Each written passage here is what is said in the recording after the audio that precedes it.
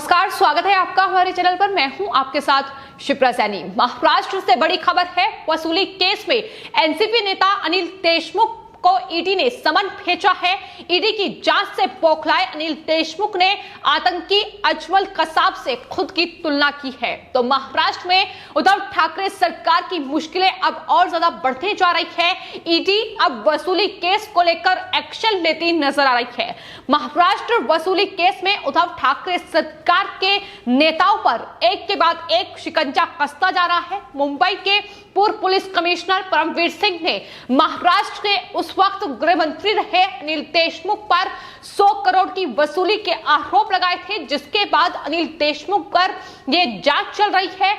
CBI पहले ही अनिल देशमुख पर लगे तमाम जो वसूली के आरोप हैं उनकी जांच कर चुकी है, लेकिन उसके बाद ईडी ने भी महाराष्ट्र में एनसीपी नेता अनिल देशमुख पर शिकंजा कस लिया है और मनी लॉन्ड्रिंग के तहत उन पर मामला दर्ज कर लिया गया है। लेकिन उसके बाद लगातार ईडी पूछताछ के लिए अनिल देशमुख को बुला रही है, लेकिन अनिल देशमुख लगातार बहानेबाजी करते नजर आ रहे हैं और यही वजह है कि अब ईडी ने तीसरी बार महाराष्ट्र में एनसीपी नेता अनिल देशमुख को समन भेजा है और पूछताछ के लिए बुलाया है।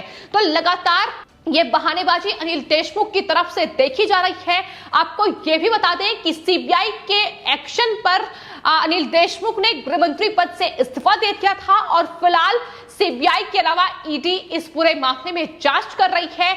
ईडी ने मनी लॉन्ड्रिंग के तहत अनिल देशमुख पर केस दर्ज कर लिया है। इसके अलावा आपको बता दें अनिल देशमुख के करीबी उनके निजी सचिव पलांटे को गिरफ्तार किया गया है। इसके अलावा भी उनके एक और करीबी को महाराष्ट्र में ईडी ने गिरफ्तार किया है और फिलहाल वो दोनों करीबी ईडी की गिरफ्त में हैं और तमाम बड़े खुलासे कर रहे हैं। तो महाराष्ट्र में वसूली केस में लगातार मुश्किलें मुख्यमंत्री उद्धव ठाकरे की बढ़ती नजर आ रही हैं, क्योंकि उद्धव ठाकरे सरकार के ये नेता मंत्री जिन पर वसूली के बड़े आरोप लगे हैं, अनिल देशमुख पर गिरफ्तारी की तलवार लटकी हुई है। ईडी लगातार उन्हें समन भेज रही है, लेकिन अनिल देशमुख की ओर से ये कहा जा रहा है कि वो बीमार है, बीमारियों से ग्रसित है। ऐसे में वो ईडी के दफ्तर नहीं आ सकते हैं और पेश नहीं हो सकते हैं। उन्होंने कहा है कि अगर ईडी चाहे तो ऑडियो या फिर वीडियो के माध्यम से उनका बयान दर्ज कर सकती है, लेकिन ईडी लगातार अनिल देशमुख को हाजिर होने के लिए उन्हें समन भेज रही है। और अब आपको बता दें ईडी ने तीसरी बार अनिल देशमुख को समन भेजा है। 5 जुलाई तक उन्हें पेश होना है ईडी के दफ्तर में। देखना होगा कि क्या अनिल देशमुख पहुंचते हैं या फिर नहीं, या फिर ईडी की जो गिरफ्तारी है उसकी तलवार भी उन पर लटकी हुई है। ईडी अनिल देशमुख को गिरफ्तार कर सकती है, क्योंकि जो उन पर वसूली के तमाम आरोप लगे हैं, क्योंकि ईडी ने जो उनके निजी सचिव संजीव पलांटे और पीए कुंदन सिंधे को गिरफ्तार किया है और ईडी की कस्टडी में वो फिलहाल है।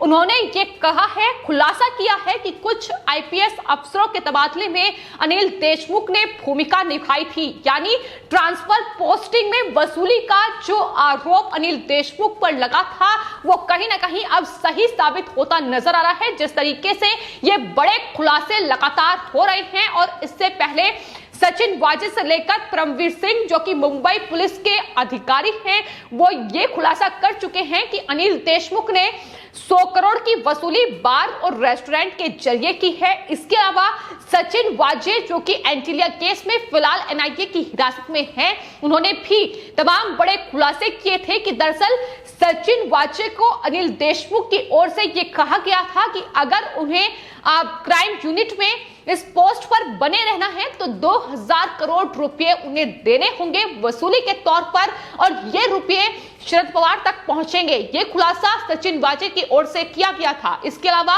अनिल परब से लेकर जो महाराष्ट्र के डिप्टी सीएम हैं अजित पवार, उन्होंने भी बड़े पैमाने पर महाराष्ट्र में वसूली की है। इसका खुलासा सचिन वाजे कर चुके हैं। तो जिन मुंबई पुलिस के, महाराष्ट्र पुलिस के अधिकारियों को मोहरा बनाकर महाराष्ट्र के उस वक्त गृह मंत्री रहे अनिल देशमुख ने वसूली की थी, अब कहीं ना कहीं जब वही महाराष्ट्र पुलिस के अधिकारी सीबीआई, ईडी की शिकंजे पर हैं, एनआईए की गिरफ्त में हैं, अब वो लगातार एक के बाद एक बड़े खुलासे कर रहे हैं। हालांकि ईडी जिस तरीके से अनिल देशमुख पर कार्रवाई कर रही है, उनके जो घर हैं, फिर चाहे वो नागपुर में हो या मुंबई में हो, वहां छापेमारी की गई है, बड़े पैमाने पर छापेमारी की जा रही है। न सिर्फ अनिल देशमुख के घर बल्कि उनके दफ्तर से लेकर उनके जो करीबी हैं, फिर चाहे उनके निजी सचिव हो या फिर पीए हो, उनके घरों पर भी छापेमारी की गई है। और ईडी ने यह खुलासा किया है कि लगभग 10 बार रेस्टोरेंट से पिछले कुछ दिनों में 4 करोड़ रुपए की वसूली अनिल देशमुख की ओर से की गई है। यहां तक कि जो तमाम छापेमारी की गई है उसमें तमाम दस्तावेज ईडी के हाथों लगे हैं। और यही वजह है कि ईडी के एक्शन के बाद अनिल देशमुख से लेकर उद्धव ठाकरे और संजय राउत ये बखूबी तरीके से जानते हैं कि ईडी की कार्रवाई अब उन पर भारी पड़ने वाली है, क्योंकि ये वसूली का खेल जो उन्होंने खेला है, इसको लेकर अब बड़े खुलासे हो रहे हैं। यही वजह है कि अब अनिल देशमुख का बयान सामने आया है। उन्होंने कहा है कि मेरे खिलाफ सीबीआई जांच अवैध है और अजमल कसाब को भी कानून के शासन का लाभ मिला था, तो ऐसे ही मुझे भी मिलना चाहिए, ये अनिल देशमुख का बयान है। तो अब ये महाराष्ट्र के सरकार में जो नेता हैं अनिल देशमुख आतंकी से खुद की तुलना कर रहे हैं। हालांकि ये पहला मौका नहीं है जब इस तरीके से आतंकी भाषा का इस्तेमाल अनिल देशमुख या फिर महाराष्ट्र में किया गया हो।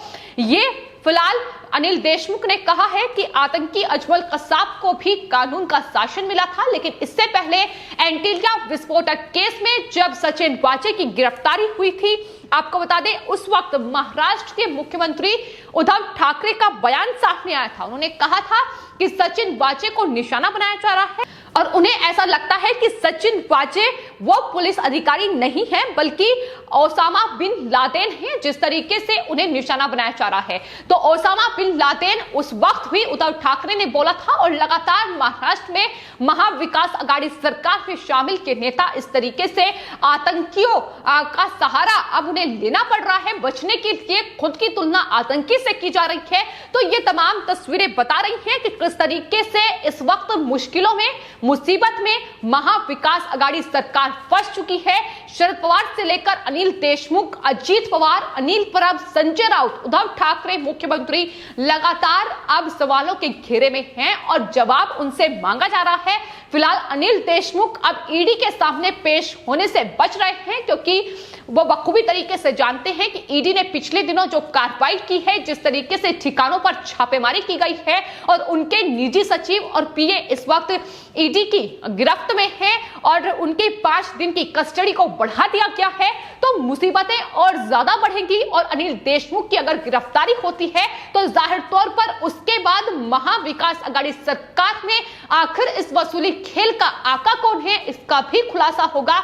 यानी उद्धव ठाकरे, शरद पवार पर भी मुसीबत बढ़ सकती है। और यही वजह है कि तमाम जो नेता हैं वो लगातार केंद्रीय जांच एजेंसियों पर सवाल उठा रहे हैं, ईडी से लेकर सीबीआई को घेर रहे हैं, फिर चाहे वो एनसीपी नेता नवाब मलिक हो या फिर शिवसेना के नेता संजय राउत हो, लगातार ईडी की इस कार्रवाई से बौखलाए हुए हैं। केंद्र सरकार पर तमाम सवाल उठाए जा रहे हैं कि दरअसल जांच एजेंसियों का इस्तेमाल केंद्र सरकार कर रही है अपने राजनीतिक फायदे के लिए।